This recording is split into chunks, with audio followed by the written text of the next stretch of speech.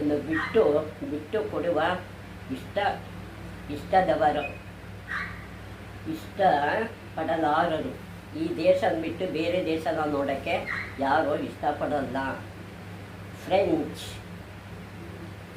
French ವಿದ್ವಾಂಸ ರೊಮೆ ಅನ್ನೋನು ಹೇಳಿದ್ದಾನೆ.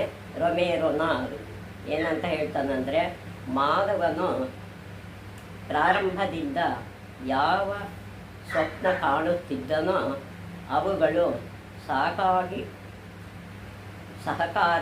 ಸಾಕಾರಗೊಳ್ಳಲು ಈ ಭೂಮಿಯ ಮೇಲೆ ಯಾವುದಾದರೂ ಸ್ಥಾನವಿದ್ದರೆ ಅದು ಭಾರತ ಬಿಟ್ಟರೆ ಇನ್ನೆಲ್ಲೋ ನಮಗೆ ಸಿಗಲಿಕ್ಕೆ ಸಾಧ್ಯ ಇಲ್ಲ ಅನ್ನೋ ಮಾತನ್ನು ಫ್ರೆಂಚ್ ಲೇಖಕ ಹೇಳ್ತಾನೆ. 4ನೇದು, ಅಮೇರಿಕಾದಲ್ಲಿನ ಚೀನಿ ರಾಯಭಾರಿ ಹೋಮಿಡ್ ಗಡಿಯಾಚೆಗೆ ಒಬ್ಬ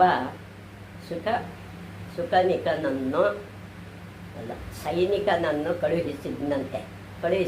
ಕಳಿಸ್ತಾ ಇದ್ದಾನೆ. ಭಾರತವು ಸಾಂಸ್ಕೃತಿಕವಾಗಿ ಚೀನಾವನ್ನು ಗೆದ್ದು 20 ಶತಮಾನಗಳ ಕಾಲ ಅದರ ಮೇಲೆ ಪ್ರಭಾವ ಬೀರಿತು. ಎಷ್ಟು ವರ್ಷಗಳ ಕಾಲ? 2000 ವರ್ಷಗಳ ಕಾಲ ಅದನ್ನು ಇದು ನೋಡಿಕೊಂಡಿತ್ತು ಭಾರತ. ಹಾಗಂತ ಅಮೇರಿಕನ್ ಲೇಖಕ ಹೇಳಿದರು. 5, ಮ್ಯಾಕ್ಸ್ ಮುಲ್ಲರ್ ಜರ್ಮನಿಯವನು, ಯಾರಾದರೆ ನನ್ನನ್ನು ಯಾವ ಆಕಾಶದ ತಳದಲ್ಲಿ ಮನುಷ್ಯನ ಮನಸ್ಸು ಪೂರ್ಣವಾಗಿ ವಿಕಾಸಗೊಂಡಿದೆ, ಎಲ್ಲಿ ಜೀವನದ ಜಟಿಲ ಸಮಸ್ಯೆಗಳಿಗೆ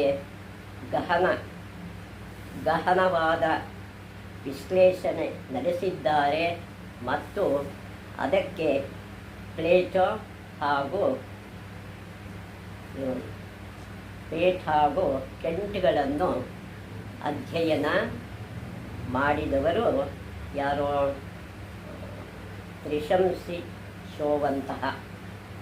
ಪ್ರಶಂಸಿಸುವಂತಹ ಪರಿಹಾರವನ್ನು ನೀಡಿದ್ದಾರೆ ಎಂದು